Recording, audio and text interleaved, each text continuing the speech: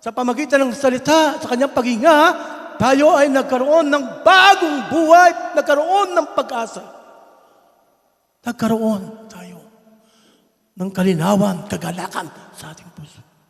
Kaya mga kapatid, akala natin, yung puso, yung nakadrawing puso, yung tumitibok, hindi po yun. Sa Bible, ang puso, yung buong pagkatao, buong damdamin, buong kalooban.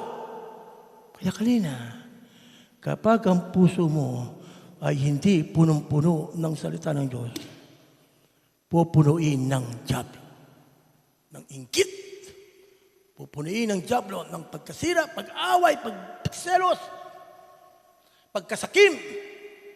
Ay, sayang itong kikitain ko ito. 1 million. Di mo na ako aaten. Ay, ako aminin ko, totoo po ganoon.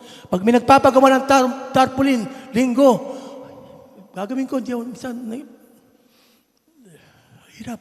Pero ngayon, wala muna po. Pag linggo, sarado muna.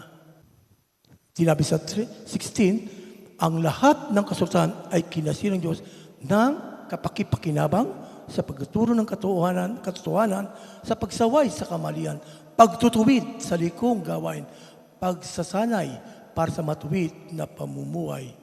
No? Sa 2 Pedro 1:21, sapagkat ang pahayag ng mga propeta ay hindi nagmula sa kalooban lamang ng tao, ito'y galing kanino? Sa Diyos, at pinahayag ng mga taong nasa ilalim ng kapangyarihan ng Espiritu Santo. Okay? So may 4 na layunin ang salita ng Diyos. Pagtuturo, binanggit kanina, ipinapakita nito ang katotohanan tungkol sa Diyos at sa atin. Kaya lahat po ng kaming mga elder, pastor, ay nagtuturo. Mga doktrina para hindi po tayo mailigaw. Para po hindi tayo mapunta kung saan-saan. Okay? Pagtuturo ng tamang doktrina, pagsaway, reproof, itinutuwid tayo nito kapag tayo lumiliis sa landas, kapag tayo nakakalimot. Yes, minsan ang tagumpay, 2 kauwian ng tagumpay. Ano po yung una? Nakapagpapago ng ugali. Ano naman po yung pangalawa? Nakakalimot.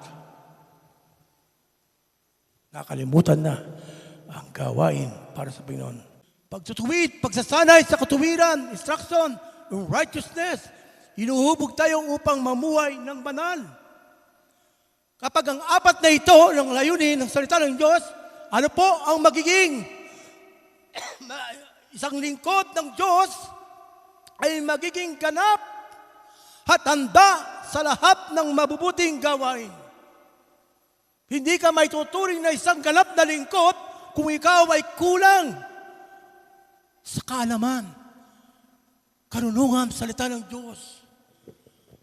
Hindi ka magiging ganap at handa sa paglingkod kung ikaw ay hindi kulang ka ng pagtutuwid, pagsasanay sa katuwiran. Yes.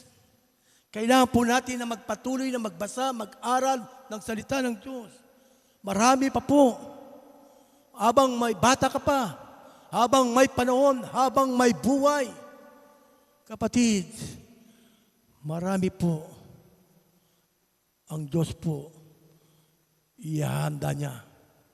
Isa man sa atin ang pagiging isang ganap na lingkod. Yes.